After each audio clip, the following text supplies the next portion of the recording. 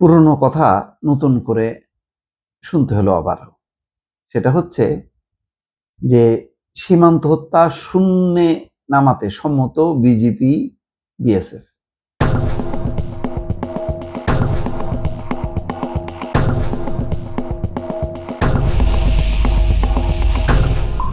আপনার মনে আছে? শুধু গত ১৫ বছর না, তারও আগে এই একই প্রতিশ্রুতি কিন্তু তারা দিচ্ছে যে এটা সীমান্ত হত্যা শূন্যে নামায় আনতে হবে। কিন্তু হয়েছে কখনো?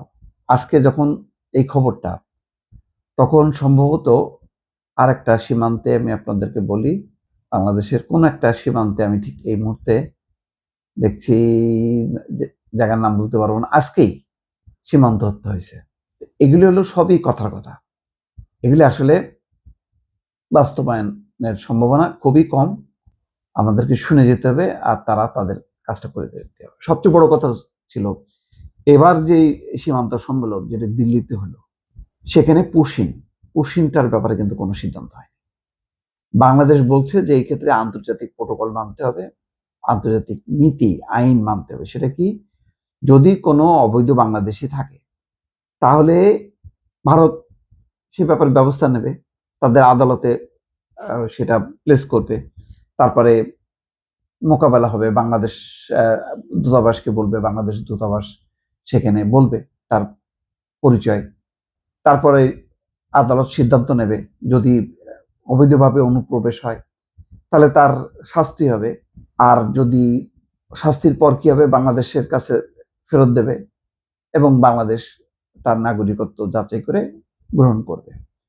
অর্থাৎ দুই পক্ষের আলাপ আলোচনার মধ্য দিয়ে ঠিক হবে যে এখন আমি যদি বাংলাদেশে অবস্থিত একদল লোককে ধরে নিয়ে যদি বলি যে এটা ভারতীয়, পুশিন করে দিলাম, ভারত মানবে এটা? কোনোদিন মানবে না।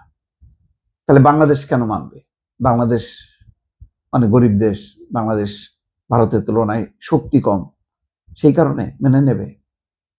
যে যার শক্তি আছে তার বক্তব্যটাই সত্য, আর যার শক্তি নেই তার বক্তব্যটা সঠিক না বা যুক্তিসঙ্গত না। এটাই কি হওয়ার নিয়ম? তা তো না। আন্তর্জাতিক আইনে প্রত্যেকটা রাষ্ট্রের সমান মর্যাদা এবং অধিকার আছে, তো সেটা তো মানছে না। বরং সীমান্ত এলাকায় যে অমানবিক ঘটনা ঘটছে সেটা বাংলাদেশের পক্ষ থেকে বলা হয়েছে, কিন্তু সেটা তো তারা নির্বিকার, এই ব্যাপারে তো কোনো সিদ্ধান্ত তারা দেয়নি। ফলে আমার যেটা ধারণা যে সীমান্তে এই যে সীমান্ত হত্যা শূন্যে আনা হবে, এটাও যেমন কার্যকর হবে না, তেমনি পুশিন সংকটের সমাধান হবে না।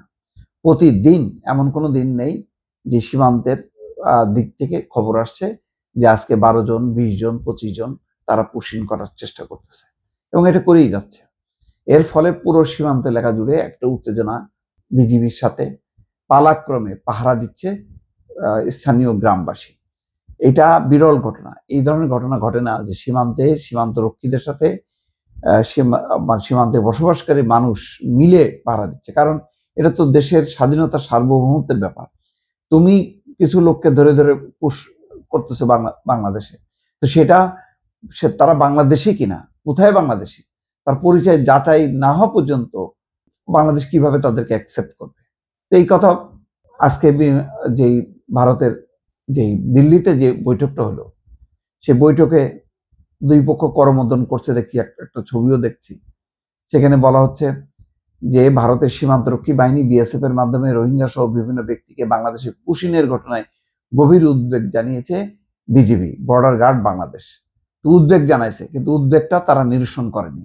একই সঙ্গে সীমান্ত হত্যা, হামলা এবং অবৈধ অনুপ্রবেশের ঘটনা শূন্যে নামিয়ে আনতে যৌথ উদ্যোগ জোরদারে সম্মত হয়েছে বিজিবি, বিএসএফ। ঠিক আছে, এটা ভালো, কিন্তু ইতিমধ্যে যেইভাবে পুশিনের প্রক্রিয়া চলছে, সেই প্রক্রিয়াটা ভারত বন্ধ করবে কিনা এই কথাটা কিন্তু আদায় করা হয়নি এবং এই ব্যাপারে কোনো দুই পক্ষের মধ্যে সম্মতি হয়নি। যার কারণে আজকে এ পর্যন্ত খবর যে সেই একই প্রক্রিয়া গত বেশ 8-10 দিন ধরে যেইভাবে পুশিনের চেষ্টা চলছিল, সেই চেষ্টাটা এখনো অব্যাহত আছে।